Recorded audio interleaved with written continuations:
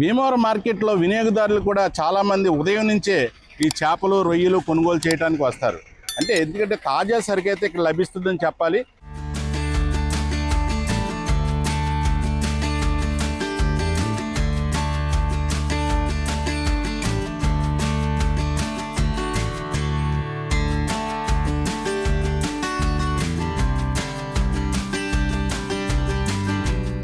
ఇప్పుడు మన ముందు ఒక వినియోగదారులు ఉన్నారు, ఆయన అడిగి మరిన్ని వివరాలు. మీ పేరు సార్?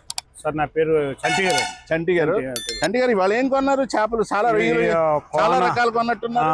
కోన చేప అండి, పండుగప్ప, పీతలు తీసుకురండి. ఎప్పుడు ఇక్కడ ముందు పాతపాడు అటు ఉండేదండి మార్కెట్.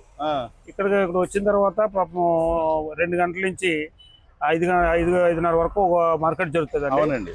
ఆ లోపు వస్తే కొంచెం చౌకగా ఉంటది. తర్వాత 6 గంటల తర్వాత ఇంకా లోకల్ రిటైల్ మార్కెట్ జరుగుతుంది. ఇప్పుడు మరి ఇన్ని రకాలుగా ఉన్నారు ఏంటి? చుట్టాలు ఎవరైనా వచ్చారేంటి? ఆ చుట్టాల గురించి అని కాదండి, అంటే ఫ్రెండ్స్ అందరికి నన్ను అడుగుతా ఉంటారు. ఇక్కడ మేము హైదరాబాద్ పట్టుకెళ్ళినా ఎక్కడికి పట్టుకెళ్ళినా ఆ బంధువులకి ఇక్కడ చేప అంటేనే గోదావరి చేప అంటే తాజాగా దొరుకుతుంది, ఫ్రెష్ అండి. అన్ని రకాలు కూడా దొరుకుతాయి, అన్ని రకాలు దొరుకుతాయండి, చౌకండి. అందులో మీలాంటి ఫ్రెండ్స్ కి ఫోన్ చేసి నాకు పంపించండి అంటారు. మాకు తప్పదని భీమవరం ఉన్న వాళ్ళకి ఇదే బాధ. మళ్ళీ పైగా మన వాళ్ళు కూడా చెప్తారు, అరే మా చేపలు బాగా దొరుకుతాయి, రొయ్యలు బాగా దొరుకుతాయి, దొరుకుతాయి పంపమంటారు. ఫ్రెష్ నీరు, పశ్చిమ గోదావరిలో మంచి చేపలు. అవునండి. వీళ్ళు కూడా మంచిగా అందరూ. ఇవాళ ఏం కొన్నారండి? ఈవేళ కోనా చేప కొన్నాం సార్, పండుగ కొన్నాం. అంటే సముద్రం చేప. సముద్రం చేప అది వండటం కూడా ప్రత్యేకంగా ఉండాలి. అది ప్రత్యేకంగా ఉండాలి సార్, అది ప్రత్యేకంగా. ఇంత ముందు పొయ్యిల మీద ఉండేవారు, ఇప్పుడు అంతా గ్యాస్ మీద కదా సార్. అంటే పొయ్యి రుచి వేరుగా ఉంటుందండి.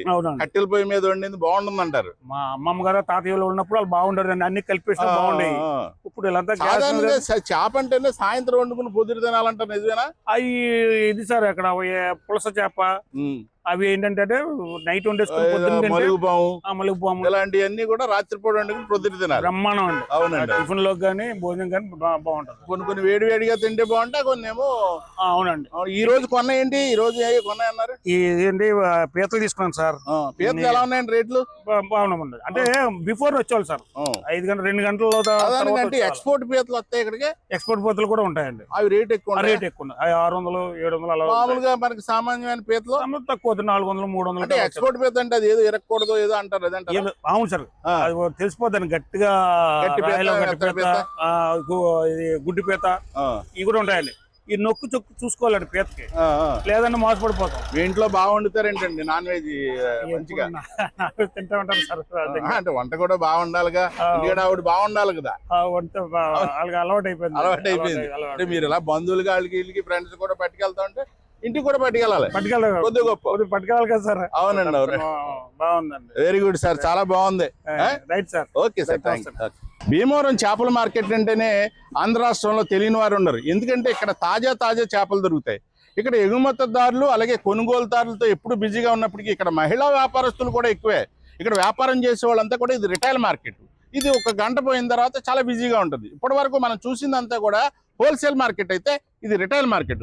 ఈ రిటైల్ మార్కెట్లో ఇక్కడ ఉన్న మహిళలంతా చేసేది ఏంటంటే చేపలు అమ్ముతారు, పీతలు అమ్ముతారు, రామలు అమ్ముతారు. ఇప్పుడు మనం చూసే ఆవిడ రామల ప్రత్యేకం. ఈవిడ పేరే రామల ఏదో ఏం పేరమ్మని పేరు? రామలేసనట. పేరే ఇంచుమించు రామలేసుగా మారిపోయిందని చెప్పాలి. రామలే ఇంటి పేరు అయిపోయింది. ఒక రకంగా అలాగా ఇక్కడ చాలా మంది ఫేమస్. ఇక్కడ ఒక్కొక్క రకం చేప ఎవరికి ఇష్టం. కొంతమంది ఒక్కొక్కరి దగ్గరికి వెళ్ళి వాళ్ళైతే బాగా మంచి చేపలు ఇస్తారనే నమ్మకాలతో కూడా సెంటిమెంట్గా కూడా ఇక్కడికి వినియోగదారులు వస్తారు. అయితే ఈవిడ ఎంతమంది వ్యాపారస్తులు ఉన్నారు, ఏమేమి అమ్ముతారు అనే వివరాలు కూడా తెలుసుకునే ప్రయత్నం చేద్దాం. అమ్మ ఏంటి, మహిళా వ్యాపారస్తులు చాలా మంది ఆడవాళ్ళు ఉన్నారు, వీళ్ళందరూ కూడా ఏమేమి పనులు చేస్తారు? ఇక్కడ అమ్ముతారు, చేపలు అమ్ముతారు, చేస్తారండి. ఎక్కువగానే చేస్తారు. గనంటూ ఇప్పుడు ప్రస్తుతానికి వ్యాపారాలు లేవండి ఈ సంవత్సరం. ఎందువల్ల అంటారు?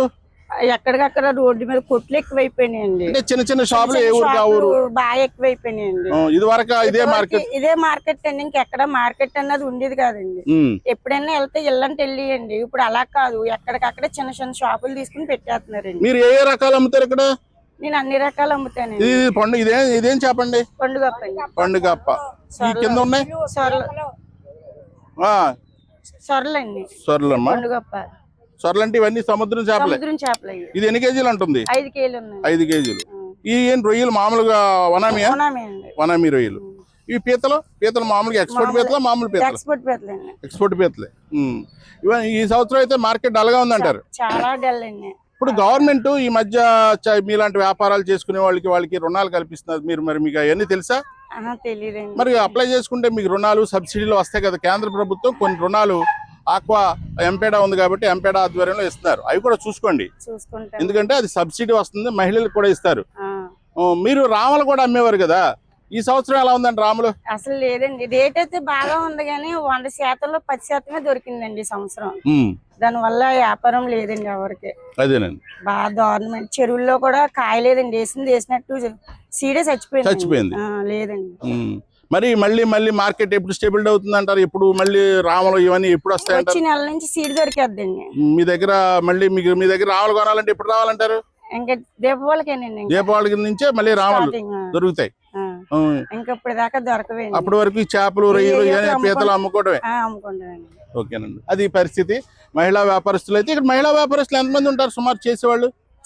ఒక 60 మంది ఉంటారు, అమ్మిన వాళ్ళు ఒక 50 మంది ఉంటారు. మొత్తానికి 100 పైన ఉంటారు. 100 పైన ఉంటామండి. వీడంతా కూడా ఇదే దాని మీద ఆధారపడి దీని మీద ఆధారపడే ఉంటారండి. కానీ అంటే వ్యాపారాలు బాగా దారుణం డల్ అయిపోయినాయి. అది పరిస్థితి. మహిళా వ్యాపారస్తులు అయితే ఇక్కడ 100 మంది పైన ఉంటారంట. ప్రభుత్వ పథకాలు అయితే వీళ్ళకి సరిగ్గా తెలియవు కూడా. ఏ రుణం ఇస్తుంది ఏంటనేది కూడా వీరికి తెలియదు. కేంద్ర ప్రభుత్వం అయితే ఎంపేడా ఆధ్వర్యంలో చాలా రుణాలు సగం సబ్సిడీపై ఇప్పుడు ప్రభుత్వం అందుబాటులో తీసుకొచ్చింది. అవేమి వీరికి తెలియకపోవడంతో మాకు ఎవరు ఇవ్వలేదు, ఎవరు చేయలేదు అనే భావనలో మాత్రం ప్రస్తుతం వీరంతా వినియోగదారులు, వ్యాపారస్తులంతా ఉన్నారు.